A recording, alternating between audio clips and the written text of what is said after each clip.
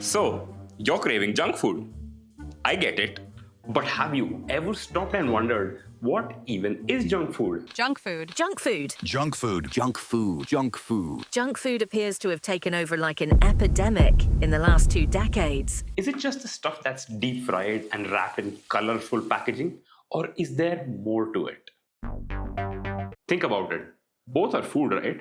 But one screams snack time while the other whispers health. So, what makes one junk? Junk food wasn't always what it is today. Decades ago, treats were simple homemade snacks, occasional sweets, but then, boom, the food industry got creative. Add a little sugar, some flavor enhancers there, package it pretty, and suddenly we are hooked. But here's the twist, it's not just about taste. There's something deeper happening inside your brain every time you crave that cheesy slice of pizza. Curious? Let's find out. Alright, now that we know what junk food is, let's talk about the real question. Why do we crave it just like it's sprinkled with magic dust? Spoiler, it's not magic. It's science. And a little bit of trickery. Remember this? This is sugar. The brain loves this stuff. Not because it's sweet, but because it's energy, quick, easy fuel. Back in the day when food was scarce, sweet things meant survival. Fast forward to today, no saber-toothed tigers, just ice cream in the freezer. Now imagine combining these three: sugar, salt, and imaginary fat. That's what junk food companies figured out, the bliss point. Not too sweet, not too salty, just perfect enough to make your brain go, more please.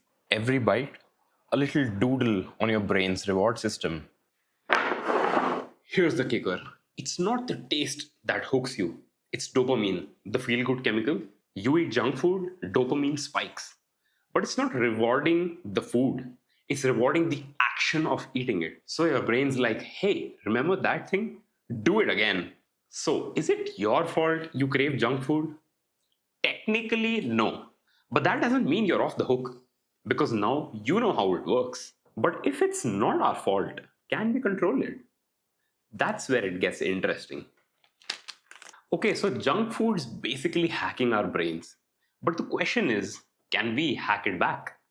Or are we doomed to be puppets to potato chips forever?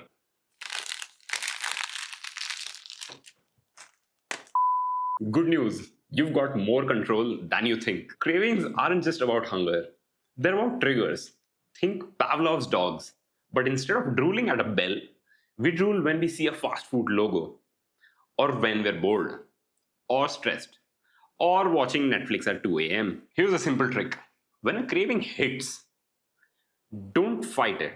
Just notice it. Like, oh, hey craving, I see you. Most cravings peak and fade within 20 minutes. If you don't feed them, they lose power. Like a clingy Wi-Fi signal when you walk too far from the router. Sometimes doing nothing is the strongest move. Cravings are habits. And habits, those can be rewired. Replace the junk food reward with something else. Go for a walk, drink water, text a friend, pet a cat. Not all at once, that'd be weird. It's not about willpower. It's about creating new, better shortcuts in your brain. So, can you outsmart your cravings? Absolutely. But here's the twist. What if they're not just bad habits? What if there's more going on under the surface? Because cravings don't just change our habits, they change us. Cravings don't just mess with your snack drawer, they mess with you. Think of your body like this sponge. It soaks up whatever you feed it. Junk food? It's like pouring soda on it. It stains and doesn't absorb cleanly. Now, over time, that gunk doesn't just sit there. It changes the sponge. Same with us. Our metabolism slows down, insulin gets out of whack, and our energy levels, they're like a roller coaster. Processed sugars and fats mess with our body's natural balance. And the more we indulge, the harder it gets to bounce back. But it's not just physical. Cravings rewire your brain too. Dopamine, the feel-good chemical, goes wild when you eat junk. The more hits you get, the more your brain's like, hey, we need this to feel normal. Bro, we only had one cupcake yesterday, we need three today. It's like folding the same piece of paper over and over. Eventually, the creases don't go away. Here's the sneaky part: cravings aren't just about food, they affect how we feel about ourselves. Ever eaten a whole bag of chips and thought, wow, I'm a champion? No? Exactly. It's a loop. Eat junk, feel guilty, crave comfort, eat more junk. Breaking the loop, that's the real challenge. So, are we doomed? Nah. In fact, the next part might just flip everything you thought you knew about cravings.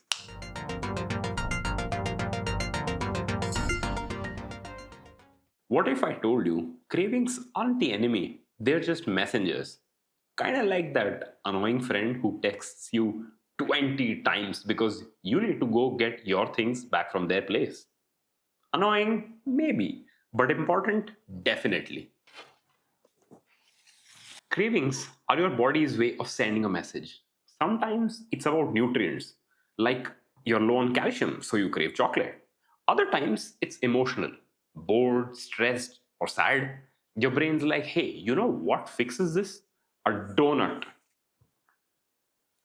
Our cravings don't always scream, I need vitamins. Sometimes they just whisper, I'm lonely or I'm bored. Now imagine this: you're not even hungry, but there's a bag of chips right there. Boom! Craving activated. It's not you, it's the environment. If it's out of sight, it's out of mind, right? Surprisingly, yes. Like our environment, if it keeps poking us with temptations, we react. But change the environment, the craving loses its power. Ever noticed how cravings hit harder when you're with friends? You weren't even thinking about dessert, but someone say, let's get ice cream. And suddenly you need ice cream. Cravings love company.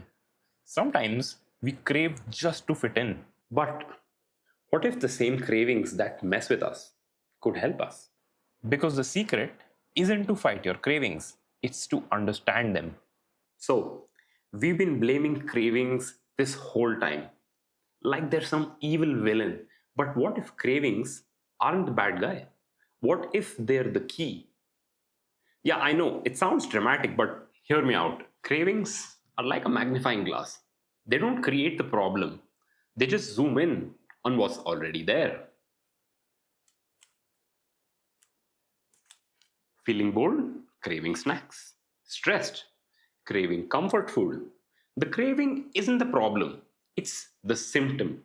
When you stop fighting the craving and start asking, what is this really about? That's when things change. Here's a trick: you don't have to eliminate cravings, you just have to outsmart them.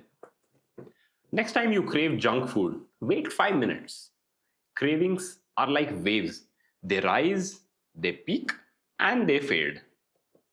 Distract yourself, go for a quick walk, do something that shifts your focus.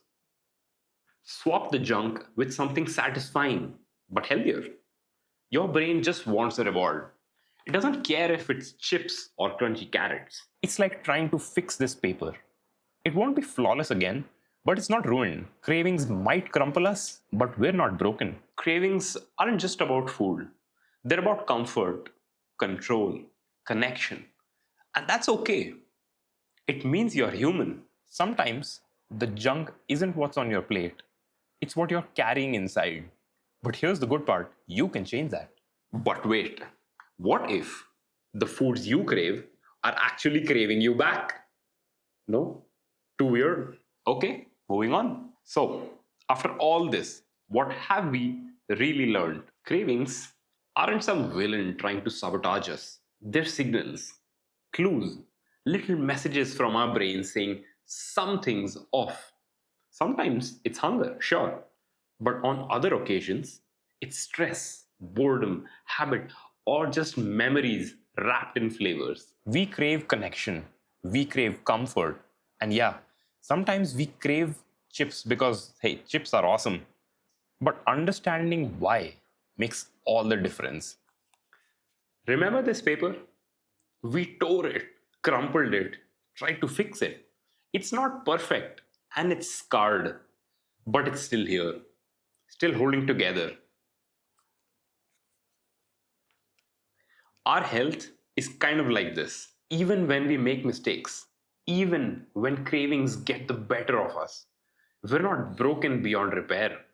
Your body is way better at healing than my terrible tape job here.